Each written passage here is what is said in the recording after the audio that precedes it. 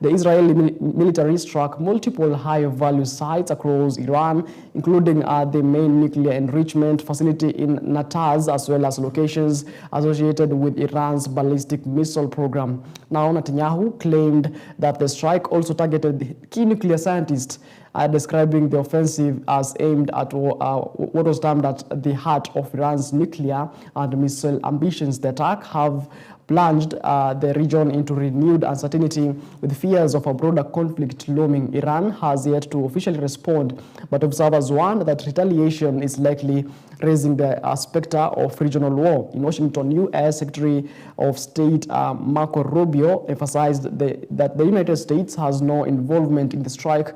Now, yesterday night, Israel took unilateral action against Iran, were not involved in strikes against Iran, and he said that their top priority is not protecting American forces in the region. He said in the late night press briefing. Now the situation remains fluid, with Israeli forces on high alert of a potential Iranian retaliation. The international community has called for restraint amid rising tensions between the two Middle East most powerful adversary. Now that a story that is currently developing, making headlines this particular morning, and we are going to take a look at that particular story, and we'll be bringing you later on in the program, later on in the day.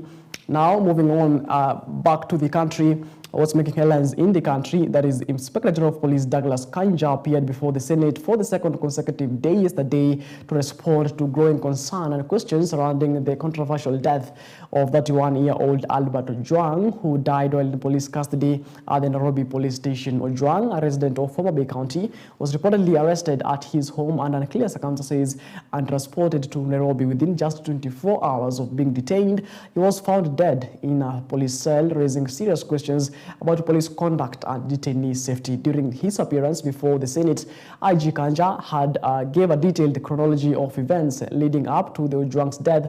He told senators that the arrest stemmed from a complaint alleging that the deceased had published false and malicious information on social media platform X, formerly Twitter. The posts allegedly implicated Deputy Inspector General of Police, that is DIG Langat, in corruption within the National Police Service.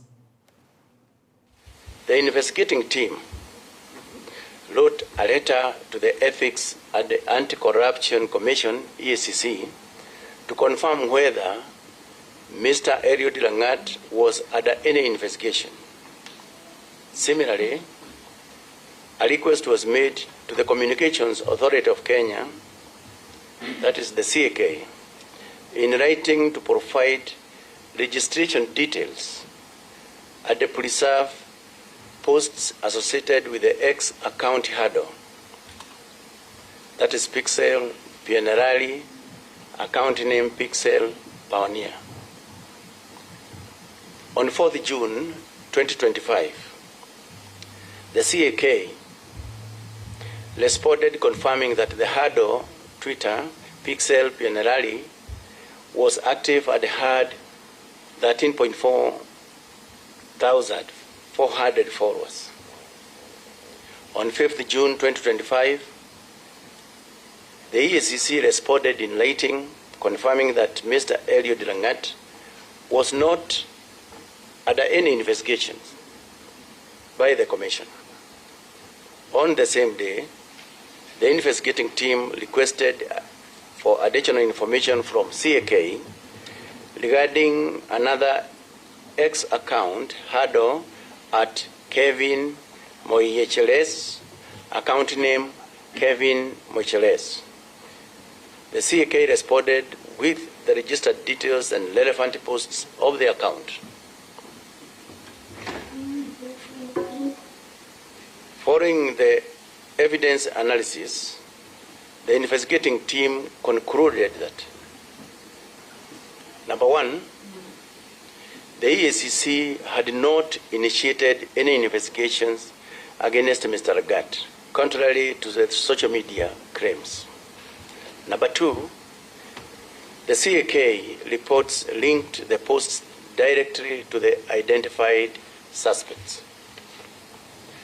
Number three, there existed a prima facie case warranting the arrest of the individuals responsible for false publication contrary to Section 22, subsection 1 of the Computer Misuse and Cybercrimes Act number 5 of 2018.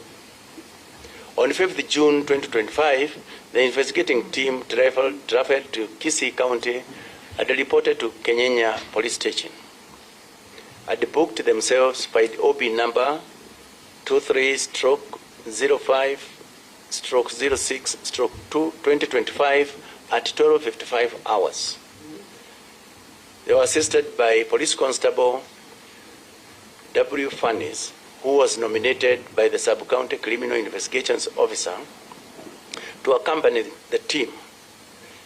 Right, moving on, the Director of Criminal Investigation, that is the DCI boss, Mohamed Amin, has strongly criticized Nairobi Central Police Station's officer commanding station, that is the OCS Talam, for allegedly fabricating a false narrative surrounding the death of a 31-year-old Albert Ojwang, who died while in police custody. Speaking on the second day of the official inquiry into the controversial death, Amin questioned the credibility of the statements issued by OCS Talam, who claimed that Ojwang died after hitting himself against a cell wall. However, post-mortem report has since refuted these versions of events, pointing instead to consistencies and signs of possible foul play. Albert Ojwang, a resident of Homa Bay County, was reportedly arrested at his home under clear circumstances. He was later transported to Nairobi, and within 24 hours of being detained at the Nairobi Central Police Station, he was found dead in his cell. The nature of his arrest and the speed of his death have sparked public outrage and intensified scrutiny of police conduct. Maybe attempt to why I said that the OCS is the principal suspect, Honorable Chair.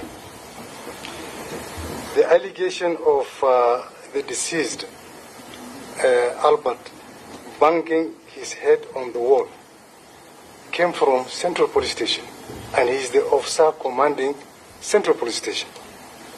Why would an officer coin such a narrative? That's why I said, whatever utterances the OCS Talam is making, we should treat them with a pinch of salt. I've not said that he's an accused person, but we should treat him as a suspect, because why would somebody coin that allegation? Thank you. Actually, no special agency in terms of the investigations of this matter. Like I said, there was no preferential treatment accorded to the complainant whatsoever. This was a complaint raised. It was a complaint touching on the integrity of a person none other than the Deputy Inspector General, KPC, Kenya Police Service. So there was no special agency where we feel that... Maybe this year, earlier on that point, was this complaint raised verbally, or it was a written complaint that we should actually have before us to actually confirm for ourselves that as a Kenyan he had the right to complain, but it must be there for you to take all that action which you have tried to explain to us. It was a written complaint, Honorable Chair, which at the end of this session we'll be glad to share with the committee. Otherwise, in our service standing orders, unlike all other cases, we always emphasize on the need to expedite our investigations. And that is part of our performance contract, that we urge our officers to make sure that all cases reported must, in as much as possible, be expedited. But like I said, we did not accord the matter of DIG Lagat any special preference. As regards what I mentioned, Honorable Chair, the letter from the medical officer Mbagathi County Hospital, we received the letter dated 8th of June 2025. All right, moving on, as Treasury Cabinet Secretary John Mbadi, of course, yesterday, presented a budget of 4.23 trillion in Parliament yesterday. Kenyans from various walks of life voiced the expectations and concerns regarding the upcoming, or rather the upcoming financial plan. If the act is debated and becomes law, now that will become the budget for the financial year 2025-2026, which will be starting at July 1st. Now let's take a look on what some of the reactions of Kenyans in regards to that particular budget of 2025-2026. Wakati wa bajeti tunaomba kwamba wanapoketi wabunge wanapoongea juu ya budget watupunguzie wananchi mambo ya special commodities kama sukari, kama mafuta ya mboga, kama unga. Hiyo tunahitaji kabisa, sababu tumeumia sana kwa uchumi ya Kenya yetu. Tunasema wache wabunge wote wasifanye chochote ili mwananchi azidi kuteseka, maana wakati uchumi imesoroteka vibaya.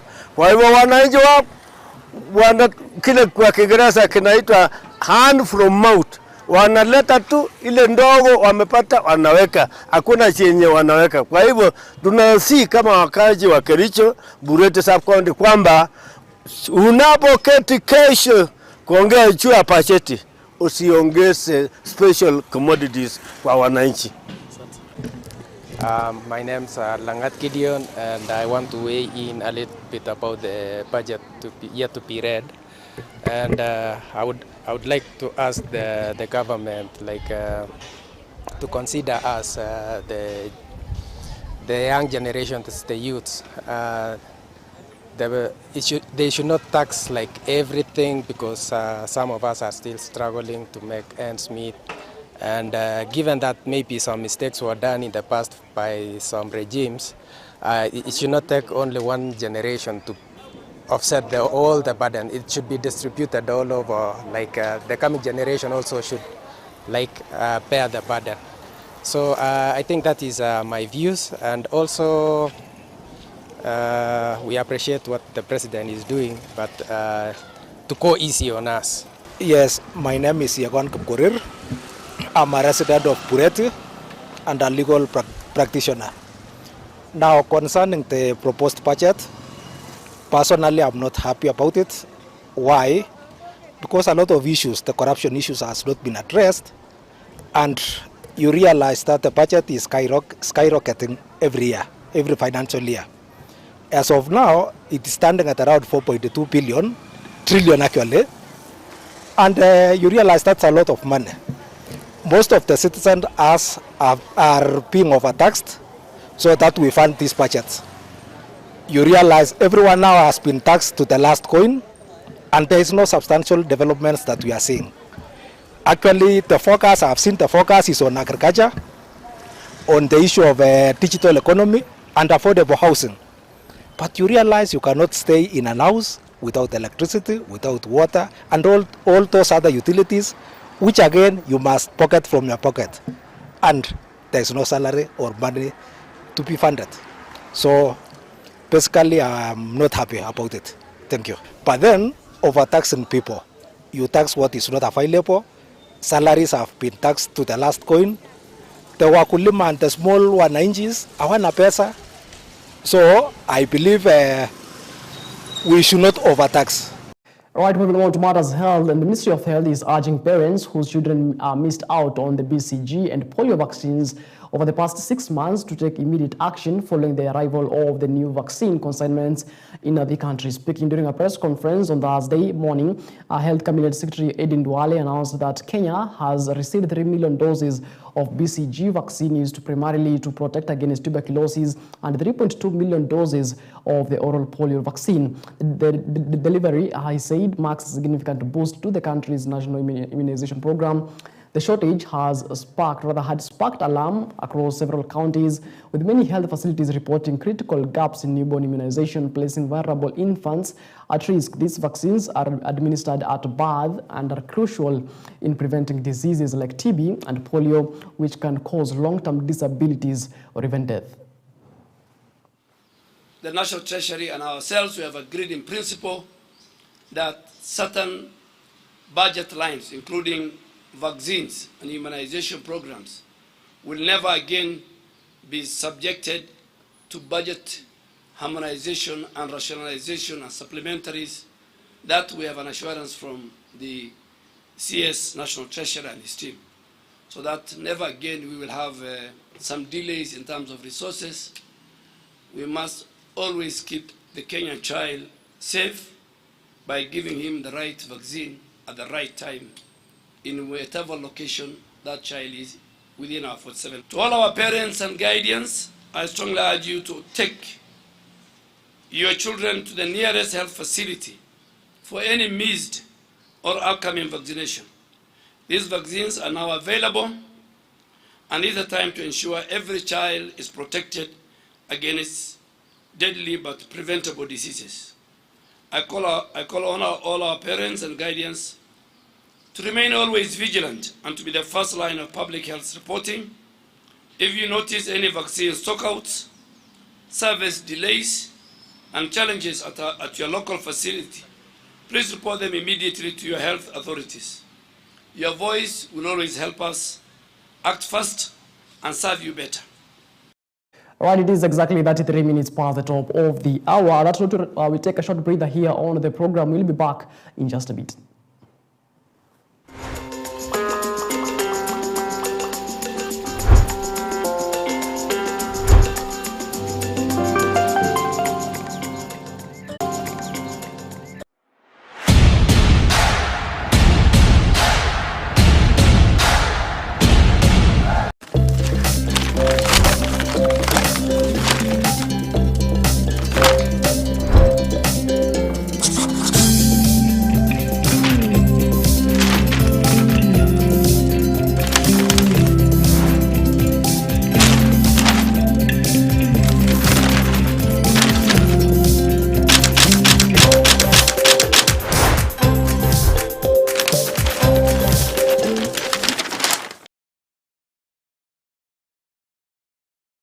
Welcome back to the program. Just in case you're joining us, this is the Drift Newspaper Review. It is exactly 44 minutes past the top of the hour. Let's take a look on what's making headlines on the newspapers, on the dailies today. My name is Martin Masharia. And before we do that, there is a developing story in matters, international news. And Israel launches major strikes on Iran, killing top IRG commander and hitting nuclear sites. Now, in a dramatic escalation, Middle East tensions, Israel has launched a series of unprecedented strikes on Iran, targeting its nuclear facilities and senior military leadership. The operation, dubbed Operation Rising Lion, was confirmed by Israeli Prime Minister Benjamin Netanyahu, who warned that the campaign will last for many days. Among these killed was General Hussein Salami, the commander-in-chief of Iran's Islamic Revolutionary Guard Corps, that is the IRG, a powerful figure responsible for overseeing Iran's ballistic missile program and domestic security operations. Now his death marks a significant blow to Iran's military leadership. Now, Israeli military struck multiple high-value sites across Iran, including the main nuclear enrichment and facility in Natanz, as well as locations associated with Iran's ballistic missile program. Netanyahu claimed the strikes also targeted key nuclear scientists, describing the offensive as aimed at the heart of Iran's nuclear and missile ambitions. Of course, that's a story that is currently developing, and shall be bringing you that particular update moving on later on in the our daily bulletins later on in the day. Now we head back to the Kenya's capital, that is Nairobi, and top stories on the Star newspaper says Ojwang demos overshadow Mbadi budget. Of course, that's top story on the Standard newspaper dated, or rather the Star newspaper dated the 13th of June 2025. And there is a picture there of two vehicles being burnt. That is Toyota Corolla and a Probox on the first page of the Star newspaper. And the IPOA chair, Isaac, says they are ready to charge at least 3 cops. As also there is a picture there of a protester in front of a burning cars during demonstrations in the Nairobi CBD on Thursday.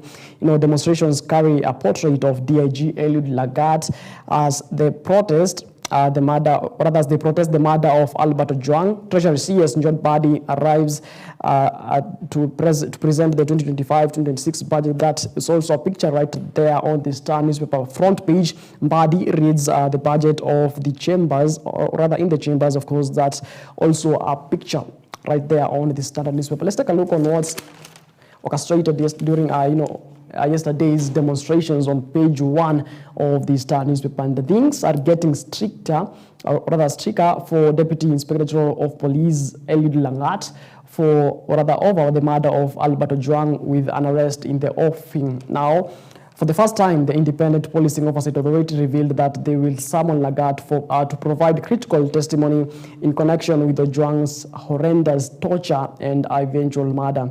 As the public pressure mounted on the DIG to quit, demos rocked Nairobi's central business district, with protesters chanting Lagat must go. Now, the public anger had been smoldering for days, turned chaotic after some demonstrators set 2 vehicles ablaze and vandalized properties. IPOA chiefs spoke after Lagat's boss, IG Douglas Kanja, said that DIG will have to step aside if adversely mentioned by the investigating authority. Now, at the same time, Security Committee of the National Assembly on Wednesday, IPOA Chairman Isaac Hassan said that they will have Lagat record a statement after the other witnesses. Now, IPOA then went into a private session with the MPs, during which it's emerged that the authority had narrowed down on 3 officers of prosecution. Lagat is the complainant against Ojwang, who was picked from his home in Homa Bay and driven to his death in police custody in Nairobi. Of course, during the yesterday grilling of the IPOA, or rather the DCI chairman, that is Amin Mohammed, or rather Mohammed Amin, said that OCS Talam is also a suspect in the death of Albert Ojwang. Moving on to the Daily Nation, dated today. Top story on the Daily Nation: Ojwang death fury. Now, pandemonium.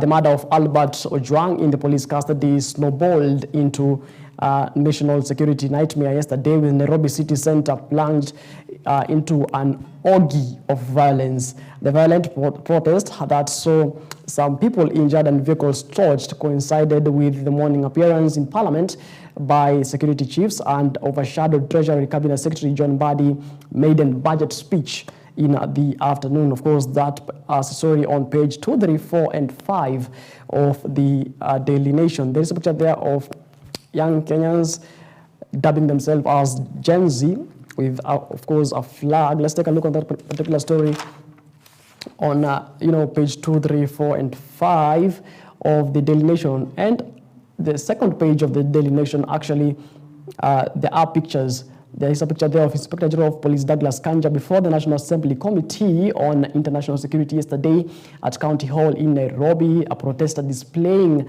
a bullet, a live bullet actually, yesterday on Harambee Avenue in Nairobi.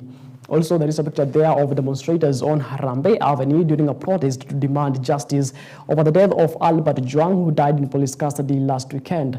2 vehicles go up in flames in Kuruma Lane in the city's central business district during the protest yesterday. Of course, there is a Toyota Corolla and a Toyota Probox. Now, demonstrators clashed with police officers at Harambee Avenue in Nairobi yesterday during protest over the death of Albert Ojwang, a teacher and a blogger. That's also a picture right there on the Daily Nation newspaper, and the road was actually unpassable. Moving on, protesters demonstrate along the Moi Avenue in Nairobi. There is a young man right there with a chair in the middle of the road. Medics attend to an injured protester in Kenyatta Avenue in Nairobi. A man hangs on the road sign at the junction of Harambee and Moi Avenues yesterday during the protest to demand for justice for Albert Ojwang. Of course, yesterday was chaotic in Nairobi. Just in case you passed around Nairobi. It was chaotic. It halted even transportation, moving from Nairobi and coming into Nairobi.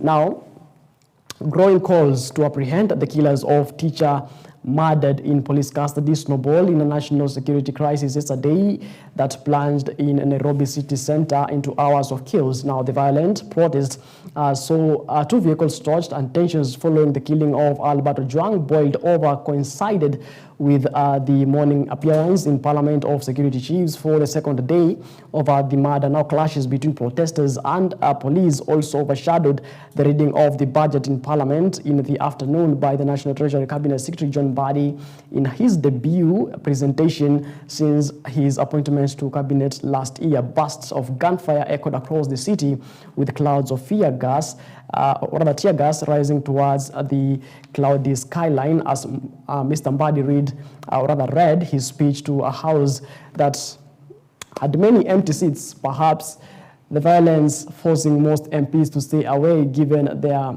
horror experience last June that riots forced them to scamper to safety through an underground tunnel. All right, let's take a look on what's making headline in the Standard newspaper dated today, the day of 2025. Now, fury against Lagat is the top story on the Standard newspaper. And budget day is meant to chart a nation's future, but in Kenya, the past came roaring back. Protesters overran the streets demanding the immediate arrest of Deputy IG Eliud Lagat over the brutal killing of Albert Ojwang. What should have been John Mbadi's defining moment was drowned in tear gas and defiance as chants of no justice, no budget shook the capital. Lagat faces growing pressure on to step aside, but silence from the top only fuels the fire. Of course, that's a story that has been given priority in page 2, 3, 4, 6, and 7 of the Standard newspaper. Of course, pictures of yesterday's, chaotic scenes in the Nairobi, in the Kenya's capital. Of course, torched vehicles, police and protesters, clashing. And car bans in Nairobi city center yesterday as protesters engaged police in running battles while demonstrating over the killing of Albert Ojwang. That's a picture right there on the Standard newspaper, and the first few pages of the Standard newspaper, and of course the Daily Nation. It looks like a eulogy, pictures all over of the protest.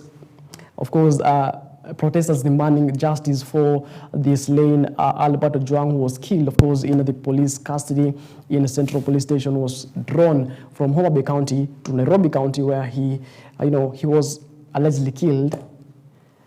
Now there is also a picture there of another car, a Probox, and residents who had come to Nairobi running all over in the Nairobi Central Business District. Of course, story budget of John Mbadi is actually on the 10th page of the Standard newspaper. Now one may wonder, defining moment of the budget 2025-2026 should actually be our financial year, or rather our budget for the financial year of 2025-2026, a financial year that will start on June 1st. But protest all over. I don't know what the government will do about that. Moving on, protesters take the streets to demand justice for Ojwang. That particular story is on page 4. On page 2 and 3 are pictures of the demonstrators and how chaotic it was yesterday in the Nairobi, in the Kenya's capital. Of course, we're now up to speed with what's making headlines on the dailies today. My name is Martin Masharia. I'll be back in a few. Today on The Drift, we're having a conversation with a CEO, a producer, a songwriter, as a singer. I'll be going to take a look on, what the industry looks like. That's conversation that we'll be having later on in the top of the hour.